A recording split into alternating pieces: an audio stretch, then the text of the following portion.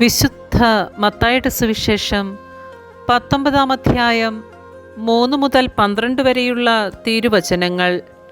വിവാഹമോചനത്തെ സംബന്ധിച്ച് ഫരിസിയർ അടുത്തു ചെന്ന് അവനെ പരീക്ഷിച്ചുകൊണ്ട് ചോദിച്ചു, ഏതെങ്കിലും കാരണത്താൽ ഒരുവൻ ഭാര്യയെ ഉപേക്ഷിക്കുന്നത് നിയമാനുസൃതമാണോ?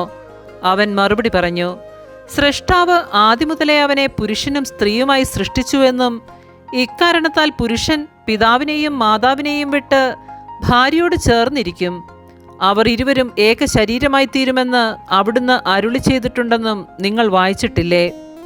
തന്മൂലം പിന്നീടൊരിക്കലും അവർ രണ്ടല്ല ഒറ്റ ശരീരമായിരിക്കും. ആകയാൽ ദൈവം യോജിപ്പിച്ചത് മനുഷ്യൻ വേർപ്പെടുത്താതിരിക്കട്ടെ.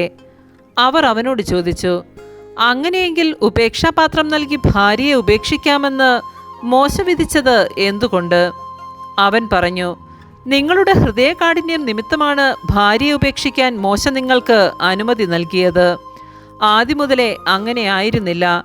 എന്നാൽ ഞാൻ നിങ്ങളോട് പറയുന്നു, പരസംഗം മൂലമല്ലാതെ മറ്റേതെങ്കിലും കാരണത്താൽ ഭാര്യയെ ഉപേക്ഷിച്ച് മറ്റൊരുവളെ വിവാഹം ചെയ്യുന്നവൻ വ്യഭിചാരം ചെയ്യുന്നു. ശിഷ്യന്മാർ അവനോട് പറഞ്ഞു, ഭാര്യ ഭർത്തൃബന്ധം ഇത്തരത്തിലുള്ളതെങ്കിൽ വിവാഹം ചെയ്യാതിരിക്കുന്നതാണല്ലോ ഭേദം.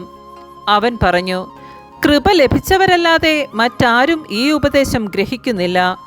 എന്തെന്നാൽ ഷണ്ഡരായി ജനിക്കുന്നവരുണ്ട്, മനുഷ്യരാൽ ഷണ്ഡരാക്കപ്പെടുന്നവരുണ്ട്, സ്വർഗരാജ്യത്തെ പ്രതി തങ്ങളെ തന്നെ ഷണ്ഡരാക്കുന്നവരുമുണ്ട്. ഗ്രഹിക്കാൻ കഴിവുള്ളവൻ ഗ്രഹിക്കട്ടെ. നമ്മുടെ കർത്താവായ മിശിഹായ്ക്ക് സ്തുതി.